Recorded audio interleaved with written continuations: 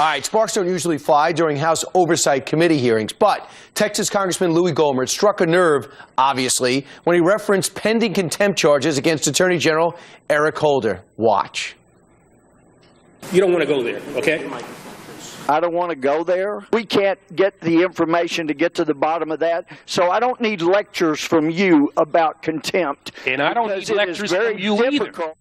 Wow, joining us right now to react the day after, Texas Congressman Louis Gohmert. Congressman, how did it get to this point? What were you requesting from the Attorney General that you referenced the fact that he seems ambivalent towards contempt charges?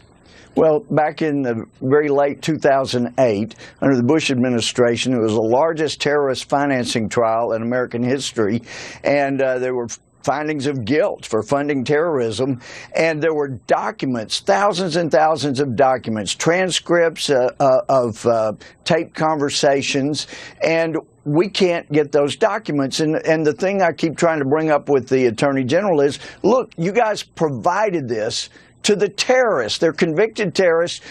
You can give the documents to us. They've tried to say, well, they're classified. You've given them to terrorists. You can give them to members of Congress. But they involve CARE, ISNA, groups that are advising this administration, and I think will show just what the Dallas Federal Court and the Fifth Circuit Court of Appeals have found, that those are front organizations from the Muslim Brotherhood. And I think that once we ever get those documents, they'll show that this administration should not be getting advice from front organizations for the Muslim Brotherhood. And if it wasn't going to happen, you would think he'd hand over these documents. He wouldn't cite the fact that it's security. The other thing you brought up, too, is that the Fast and Furious documents you requested, basically the Attorney General is able to say, get away, leave me alone, and get away with it.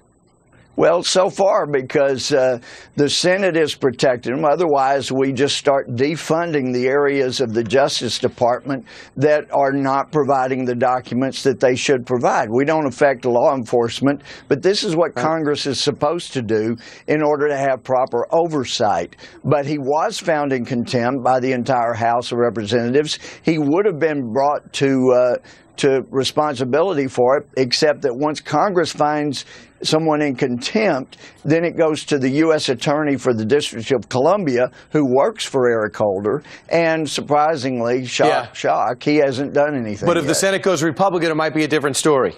It very well could be. Then we may start getting some responses from the Attorney General's office, DOJ, as we should. Right. And Congressman, real quick, it's personal between you guys, obviously. It seems like you disdain each other. Well, it's not personal with me. He seems like a likable guy, but he is the highest law enforcement officer in the country, and he is obviously choosing, making personal choices rather than objective choices on who he prosecutes and persecutes and who he doesn't. So it's not personal. It's a matter of proper oversight, and he's not doing, I don't think he's doing his job. Otherwise, he would produce the documents that allow us to see that. Congressman Gohmert, thanks so much. Day after, that is the aftermath. Thank you.